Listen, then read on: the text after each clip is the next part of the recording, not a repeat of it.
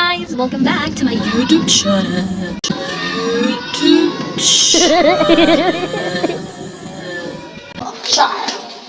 Okay, sabi ko sa latest video ko, we'll talk about common phrases or common expressions or terms used here in Waray. Ang arte. Pero, I think of something, baka kasi malito kayo. So, mag-usapan na lang natin kung kailan ka magkaka-jowa. Charot! Nagtanong yung may jowa. Charot lang po. So, for our video today, let's talk about muna interrogative questions. Ano yung mga questions kapag nagtatanong kayo, what will you use or anong gagamitin mo in Waray. So, yan muna yung ating pag-uusapan sa video na ito. So, let's start in 3, 2, 1.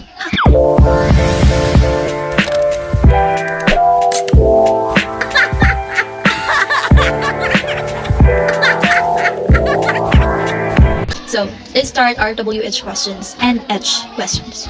WH and H questions, to be clear. So, first off in our list is what?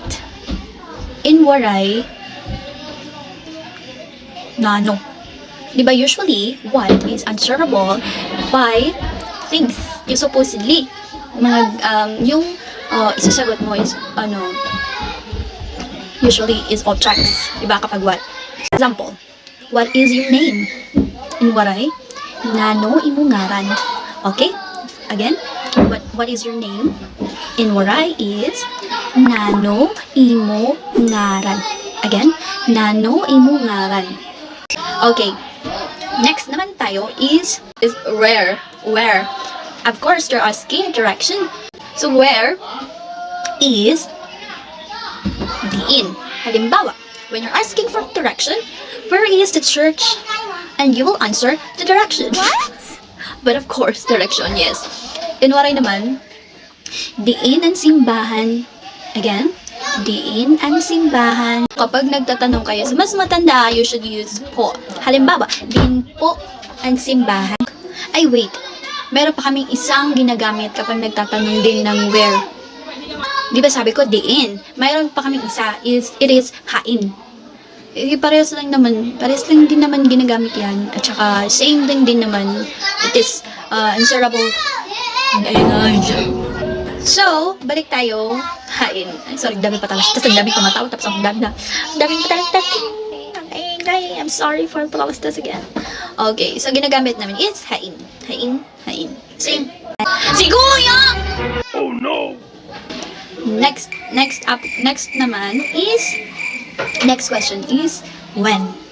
So, when, in English is when, in Waray naman is san-o. Yeah, san-o.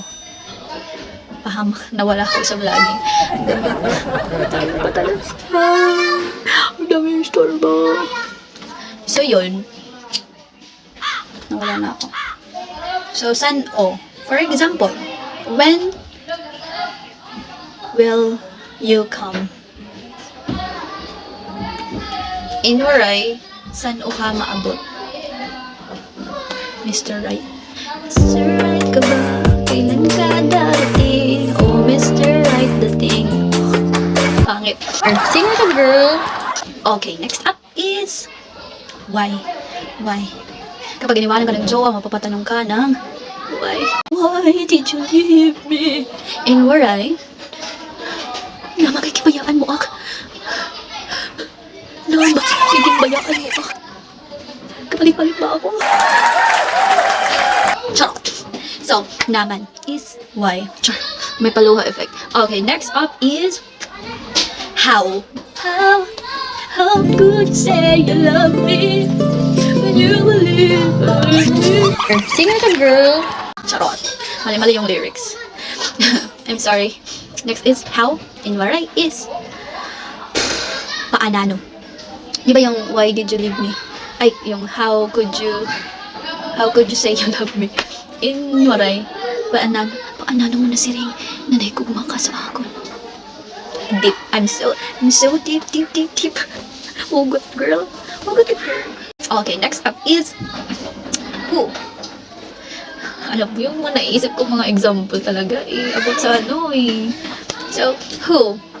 Who is that girl I see? Static sway in front of me. Char. Sing the girl. Okay, balik tayo sa who. In Waray is sino. Sino or sino. But it's all the same. Okay?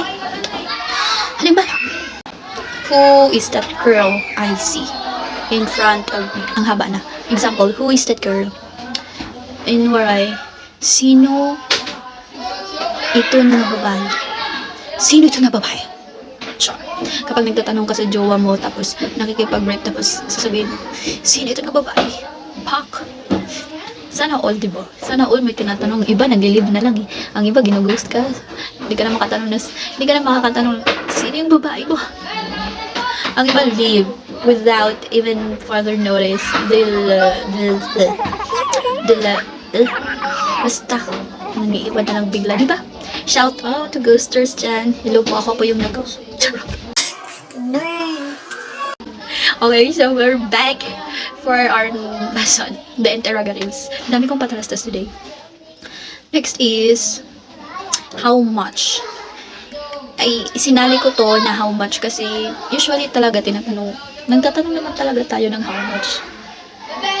Like, how much do you love me? Char! Bigat na naman eh. Ang hugot ko, girl. Like, how much is your love? Magkano ka?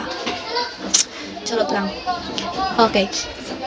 For example, yung how much in Bisaya is tagpira. Tagpira. Actually, hindi na to dapat siya di talaga siya kabiling sa WH and H question.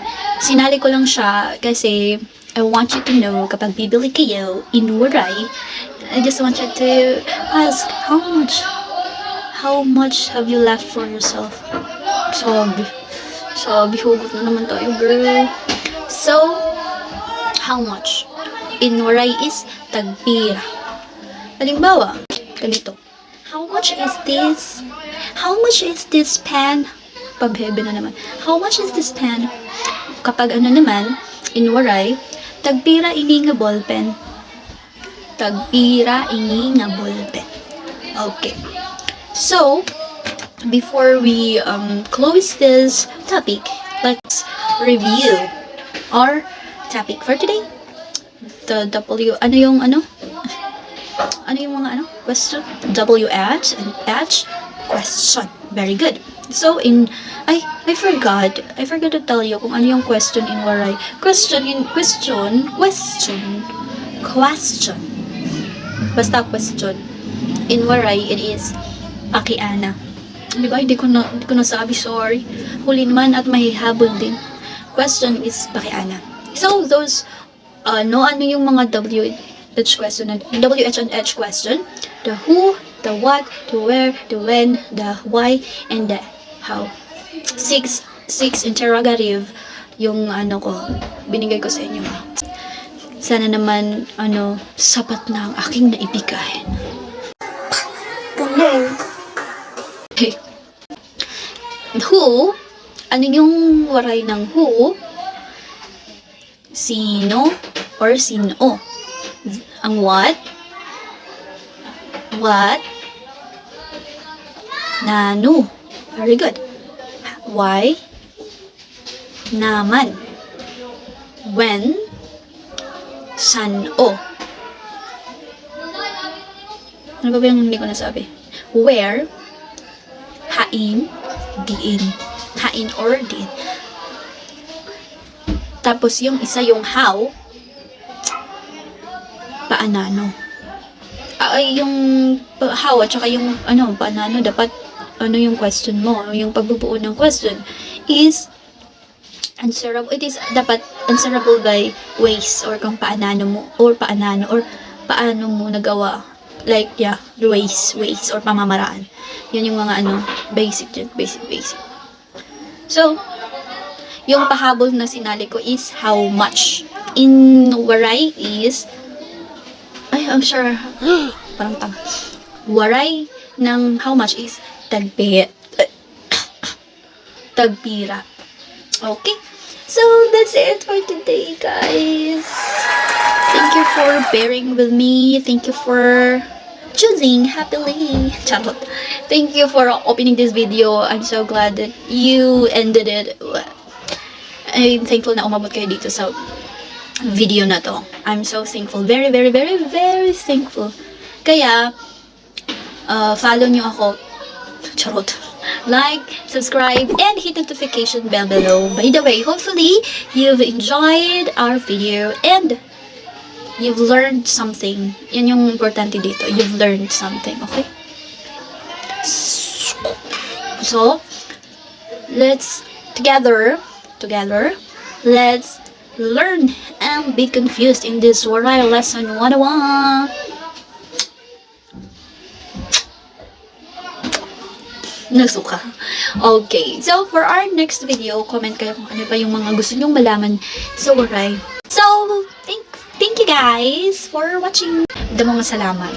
In Bisaya. Daghang salamat kaayo mga people. Charot. So, that's it for today, guys. Hopefully, you follow my social media accounts. Yeah, Instagram, Twitter, and TikTok account. And for our next video pala, siguro I'll be teaching you demonstrative adjective. Okay? So that's it, guys. Thank you for watching. Bye. Kinikilig ako.